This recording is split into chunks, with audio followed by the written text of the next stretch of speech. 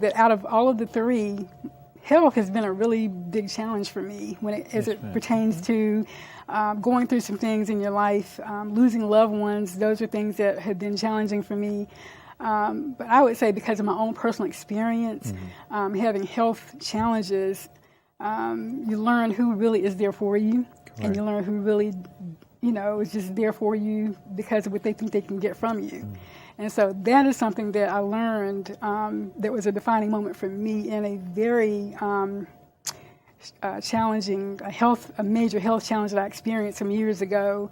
And I discovered who was really in my corner because of me. They loved me for me. They were there for me because of me, not because of what they could get from me or anything like that. And so the ones who really weren't there for me, I found that out in the process. And when especially when you're dealing with health situations or circumstances, especially if it's something unexpected, going back to those challenges, it can affect other aspects of your life, referring to relationships as well as your finances. And so when you're someone who pretty much is in control of your life to the point where you can handle things on your own and you can be there for other people in various ways, financially or, resourcefully, and you are unable to provide that on a routine because you're down and now you need someone to be there for you, you start to discover who was really there for you to begin with. And so it was hurtful for me to find out that there were people that I thought were there for me just because of,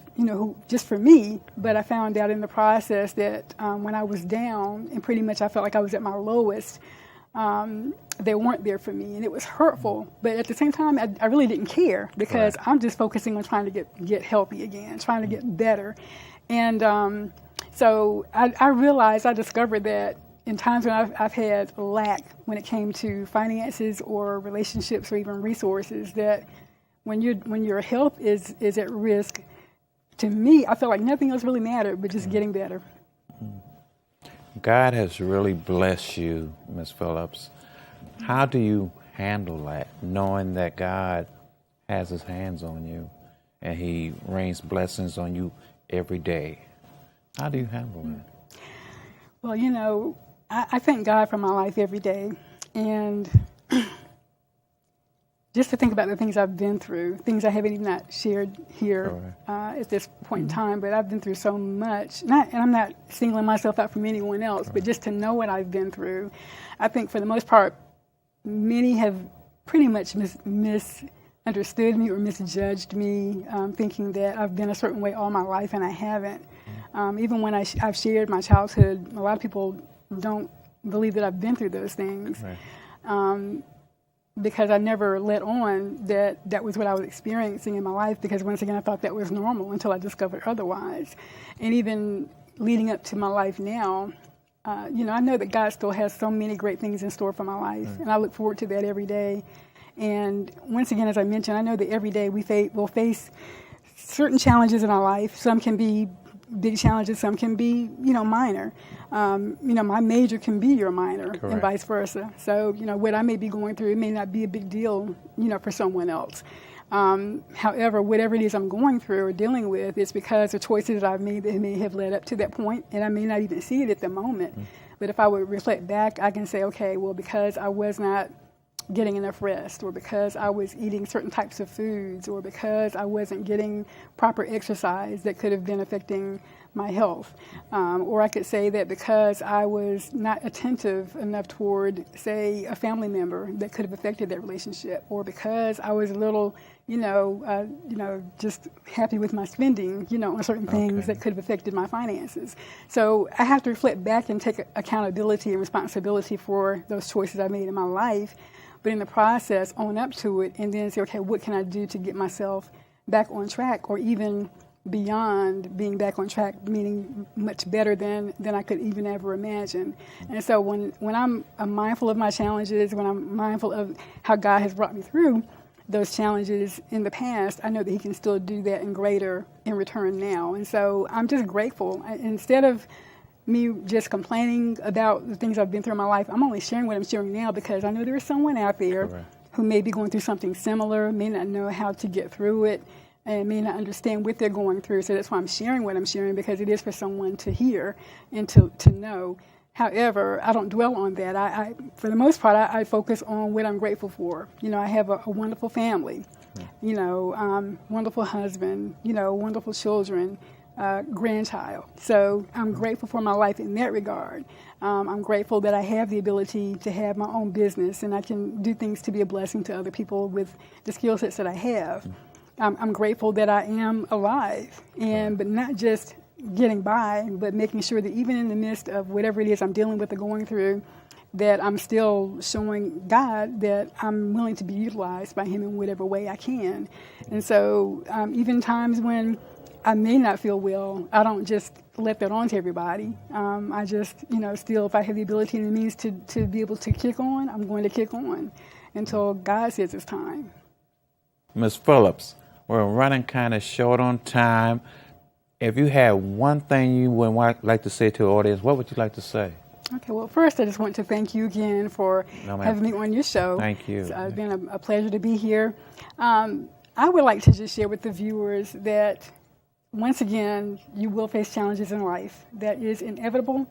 But one of the keys to overcoming those challenges and being able to find success in the midst of the challenges would be to have one thing that would motivate you toward overcoming that challenge. And that motivating factor or that motivation could be your family. It could be having a sense of financial freedom.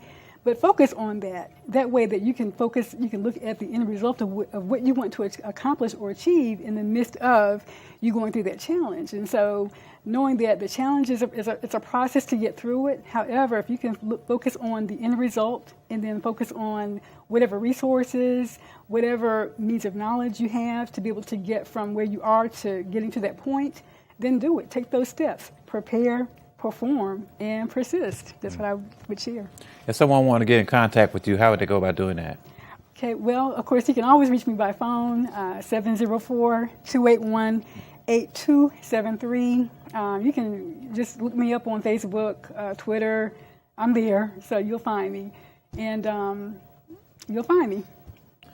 Ms. Phillips, thank you for coming on the show, and I look forward to having you come back, talk some more about not only yourself, but your show and everything else that you're doing in life. Okay, great. Well, thank you so much again for having me. Oh, thank you, ma'am. Ladies and gentlemen, this is Ms. Ronda Phillips, and we'll be right back on the Paul Brown Show. I am your host, Prophetess Ronda Phillips. As always, I am here to challenge and empower you to take charge of your life through preparation, performance, and persistence. Now, I trust that you are in for a very exciting program on today. So wherever you are, just sit down, regroup, and let's get ready to hear all that awaits you to receive on today. Now, I am so excited myself because I'm actually on location today, as you can see, and I'm here interviewing someone very special. She's an awesome woman of God, and we're here at her ministry location, When the Righteous Cry Ministries in Charlotte, North Carolina. And she actually also is host of her very own television program here on Access 21 as well, called A Sound Mind. And so I want to welcome and introduce you all to Pastor Evelyn Butler. Pastor, it's so great to have you to agree to be on Dare to Outdo Yourself, to give you the opportunity to interview you. So thank you so much. Oh, I thank you, Prophetess Ronda, for inviting me. Thank you. It's such a pleasure. Thank you. And she has such a beautiful ministry facility. I'm just honored to be here. And once again, like I mentioned, she truly is an awesome woman of God. And so I wanted to take today to just introduce you all to Pastor Butler, Evelyn Butler, and to give you all an opportunity to know who she is. I know that oftentimes we get caught up in, when we see pastors and leaders, we see how powerful they are and how God utilizes them in their teaching and in their preaching and all the ways that God will use them to help you. But aside from that, they are real people. Okay, so I know that I want to give you an opportunity to share with us, the viewers, some things that you've experienced. Of course, just starting off, I want to just tell the viewers that your empowerment challenge for today is have a sound mind. Yes, have a sound mind. And so I do want to take the moment to read a passage of scripture. Of course, it's a very well-known passage coming from 2 Timothy chapter 1, verse 7.